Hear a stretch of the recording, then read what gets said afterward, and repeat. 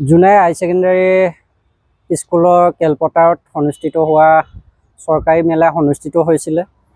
এই মেলা অনুষ্ঠিত হৈ 16 তাৰিখৰ পৰা 20 তাৰিখলৈকে অনুষ্ঠিত কৰিছিলে। কিন্তু অনুষ্ঠিত হৈ যোৱাৰ পিছত জোনাই হাই ছেকেণ্ডাৰী ফিল্ডত ইমানেই লেতেৰা হৈ গৈছে, তেখেতসকলে ইয়াত যিসকলে মেলা আয়োজন কৰিছিলে ইয়াত চাফ চাফাই নকৰাকৈ গুচি গৈছেগৈ। বৰ্তমান জোনাই হাই ছেকেণ্ডাৰী ফিল্ডত বিভিন্ন লেতেৰাৰে আৱৰি ধৰিছে। ইয়াত হাই ছেকেণ্ডাৰী স্কুলৰ পৰীক্ষা চলি আছে। বিভিন্ন অঞ্চলৰ পৰা আমাৰ অভিভাৱকে ইয়াত আহি জিৰণি লয়, কিন্তু এই লেতেৰা পৰিৱেশটো দেখি আমি আচৰিত পাইছোঁ। যিসকলে মেলা আয়োজন কৰিছিলে তেখেতসকলে ইমানো জ্ঞান নথকাকৈ কামটো কৰি গৈছেগৈ। এইটো কাৰণে ধিক্কাৰ জনাইছোঁ।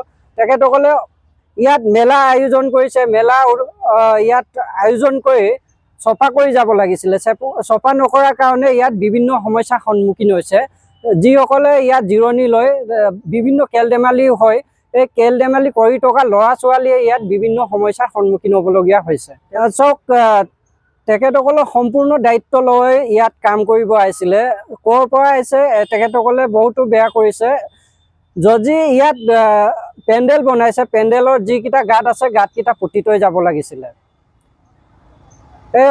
যিসকলে আয়োজন কৰিছিলে মেলা, তেখেতসকলে সোনকালে আহি আকৌ চাফ চাফাই কৰাৰ লগতে এই গাঁতসমূহ পুতি থৈ দিবলৈ আহ্বান জনাইছোঁ। যেনেকৈ লেতেৰা হৈ আছে, ইয়াত খেলা ধূলাৰ পৰিৱেশটো অলপ সুকীয়া হৈ আছে। কাৰণ খেলা ধূলা কৰিবলৈ হ'লে ইয়াত খেলা ধূলা কৰিবৰ কাৰণে চাফ চিকুণ হ'ব লাগিব। চাফ চিকুণ হৈ থাকিলেহে ল'ৰা ছোৱালী খেলি ভাল পাব আৰু খেলিবলৈ